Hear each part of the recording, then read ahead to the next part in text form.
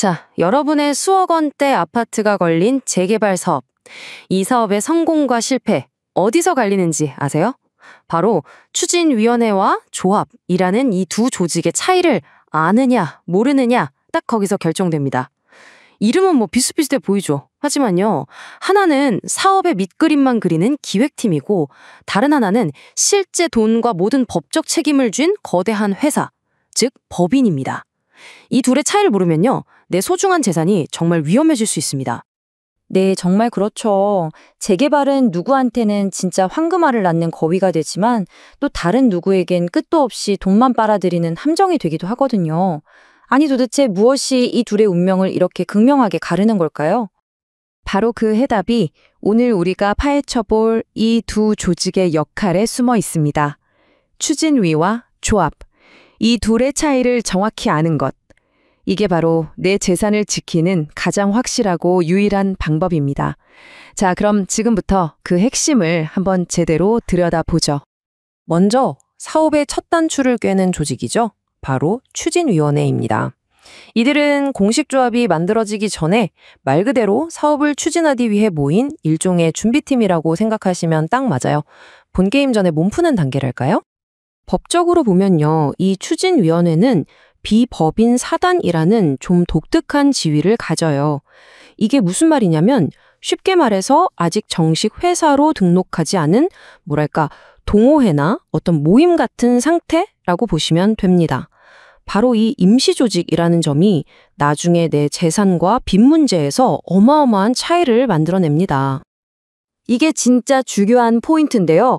추진위는 아직 정식 법인이 아니기 때문에 2단계에서 빚이 생겨도 그게 곧바로 내 개인 빚이 되지는 않는다는 겁니다. 재산은 총유, 즉 우리 모두의 공동재산으로 묶여 있어서 개개인에게 책임을 물리려면 전체 총회라는 아주 까다로운 관문을 통과해야만 하죠. 그러니까 일종의 보호막, 방패막이 있는 셈이에요. 그래서 이 추진위원회가 하는 일은요, 보시는 것처럼 법으로 명확하게 정해져 있습니다. 위원장 뽑고 초기 전문가들 선정하고 사업의 대략적인 밑그림을 그리는 것, 딱 여기까지입니다. 이들의 유일한 목표는 딱 하나, 바로 공식적인 조합을 탄생시키는 것, 그거 하나예요. 자, 그럼 이제 준비팀 얘기는 끝났으니 진짜 선수, 본 게임을 뛰는 훨씬 더 강력한 주체를 만나봐야겠죠?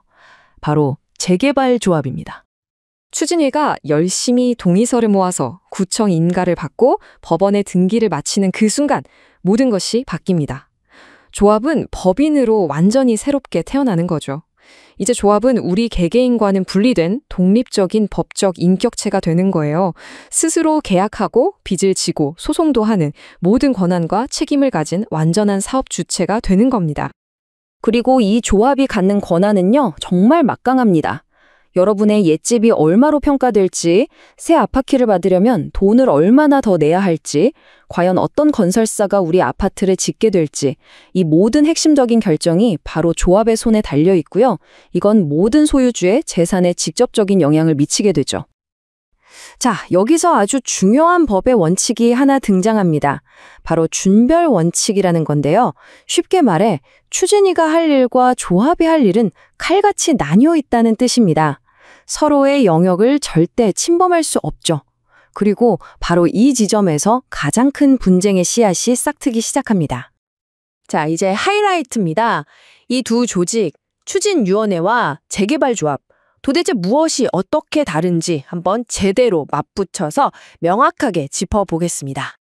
이 표 하나면 사실 모든 게 설명됩니다. 법적 지위도 다르고 재산의 주인도 다르죠. 하지만 제일 중요한 건 맨 아래, 채무 책임이에요.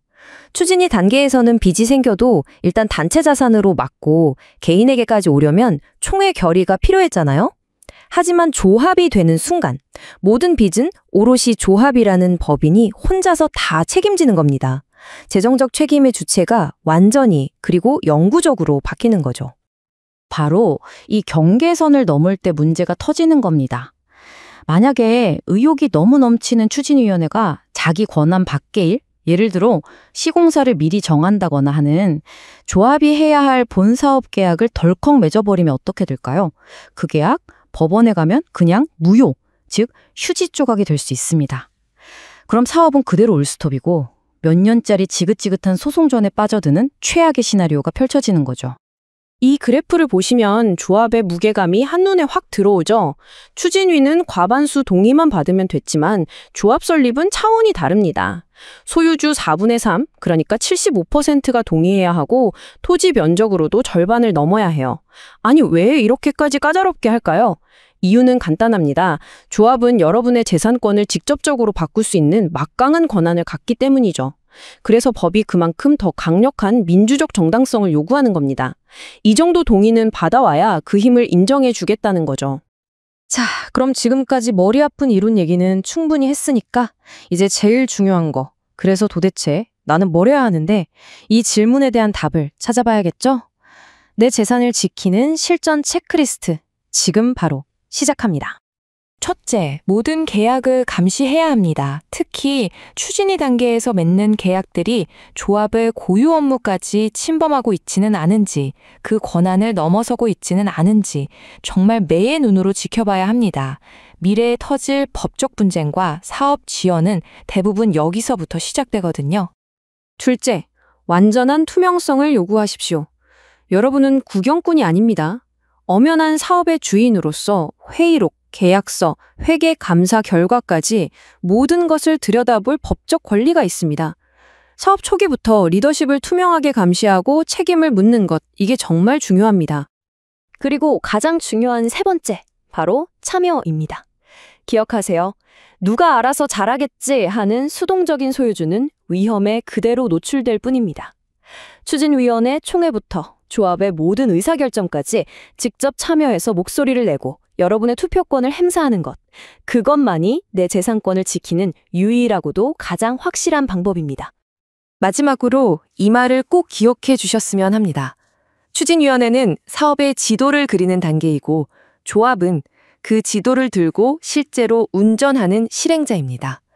그리고 이 길고 험난한 여정에서 우리가 원하는 목적지에 안전하게 도착하기 위한 유일한 내비게이션은 바로 소유주 여러분 한 분 한 분의 관심과 적극적인 참여입니다.